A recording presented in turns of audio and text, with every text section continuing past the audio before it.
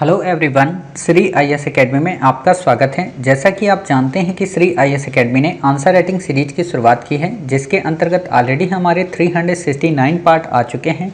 ये हमारा पार्ट 370 है। अपने इस पार्ट में हम देखेंगे कि आपके द्वारा हमारे टेलीग्राम चैनल पर किस प्रकार का प्रश्न लिखकर भेजा गया, उसे आपने किस तरीके से लिखा और वास्तव में आपको उसमें किन किन बिंदुओं को ऐड करने की आवश्यकता है। तो चलिए शुरू करते हैं। जैसा कि आप देख रहे हैं, ये प्रश्न आपके द्वारा हमारे टेलीग्राम चैनल पर लिखकर भेजा गया है। तो सबसे पहले हम आपके इस प्रश्न को पढ़ेंगे, आपके उत्तर को देखेंगे और देखेंगे कि वास्तव में इसे आपने कैसे लिखा है और इसमें किन किन बिंदुओं को ऐड करने की आवश्यकता है। ये प्रश्न 2014 में आया हुआ है, सोसाइटी GS 1 का है, लेकिन आपने इसे लिखा है 1 जून 2021 को, तो इसलिए जुलाई मत लिखिए, ठीक है। चलिए, खैर कोई बात नहीं, छोटी छोटी बातें हैं, इन पर ध्यान देने की आवश्यकता नहीं है। आपका प्रश्न है, संयुक्त परिवार का जीवन चक्र सामाजिक मूल्यों के स्थान पर आर्थिक कारकों पर निर्भर करता है, चर्चा करें। 150 शब्दों में लिखना था। आपने लिखा संयुक्त परिवार से तात्पर्य ऐसे परिवार से है जिसमें एक से अधिक युगल दंपति रहते हों और 2 से अधिक पीढ़ियों के लोग एक साथ रहते हों। इन परिवारों का जीवन चक्र शैली से आशय है परिवार के बीच विभिन्न प्रकार की आवश्यकताएं ऐसे आपको लिखना है, ठीक है। ये आवश्यकताएं, ठीक, आवश्यकताएं मिलजुल कर करना, उदाहरण साझा घर, सभी को खाना एक साथ बनना, सभी का खाना एक साथ बनना, घरेलू वस्तुओं का उपयोग जो अर्थ से संचालित होते हैं। वर्तमान भूमंडलीकरण के दौर में संयुक्त परिवार अप्रासंगिक होता हुआ दिखाई पड़ रहा है। यदि समाज में किसी परिवार के एक सदस्य की आय अधिक हो जाती है तो वे उस परिवार से अलग होकर एकल परिवार की ओर बढ़ रहे हैं। इस प्रकार से समाज में संयुक्त परिवार का जीवन चक्र सामाजिक मूल्यों के स्थान पर आर्थिक मूल्यों पर निर्भर हो रहा है, जिसके निम्नलिखित कारण हैं। बढ़ती हुई जनसंख्या के लिए नए रोजगार की तलाश। अब आपने देखिए यहाँ पे गड़बड़ कर दी, ये चीज़ आप इसके नीचे लाइए इस डायग्राम को, ठीक है, नहीं तो टीचर कंफ्यूज हो जाएगा कि इसको तो आप कहीं नहीं कह रही, ठीक है।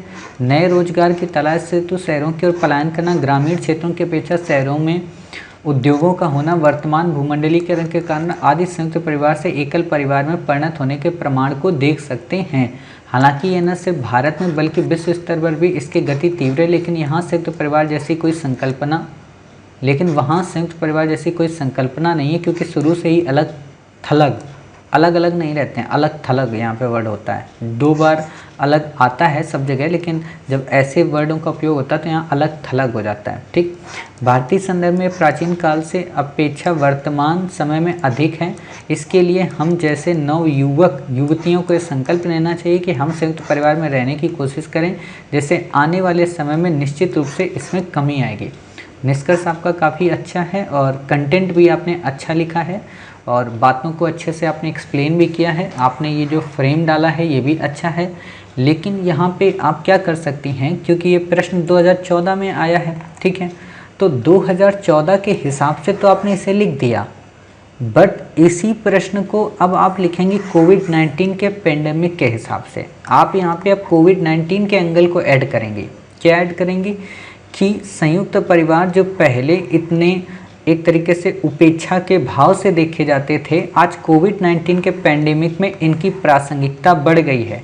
ये बात अलग है कि कोविड-19 के पेंडेमिक के कई सारे नेगेटिव इम्पैक्ट हुए, बट कोविड-19 का जो पॉजिटिव इम्पैक्ट था, लोगों को परिवार की अहमियत समझ में आई, लोगों को अपने घर, अपने गांव, अपने रीति रिवाज, अपनी परंपरा और अपनी नैतिकता समझ में आई।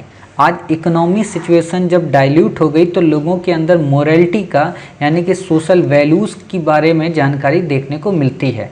ऐसी भी आप यहाँ पे लिंक कर सकती हैं, क्योंकि आपको पता होना चाहिए कि कोविड-19 पैंडेमिक की ये बात अलग है कि कई सारे रीजन थे, लेकिन उन रीजनों में से जो एक सबसे अच्छी चीज़ थी वो यही थी कि इसमें जो सोशल वैल्यूज़ हैं उनका सबसे ज़्यादा वो किया गया, ठीक है। तो आप ये चीज़ें कर सकती हैं, तो इससे आपका उत्तर काफ़ी बेहतरीन हो जाएगा, ठीक है। उम्मीद है आप समझ गई होंगी कि इन चीज़ों को हम कैसे कर सकते हैं।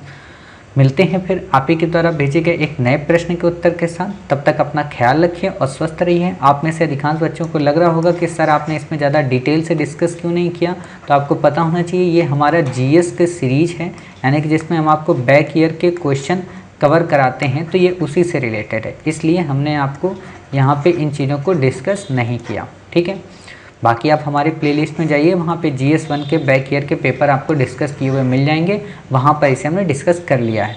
मिलते हैं फिर आप ही के द्वारा भेजे गए नए प्रश्न के साथ, तब तक अपना ख्याल रखें और स्वस्थ रहिए।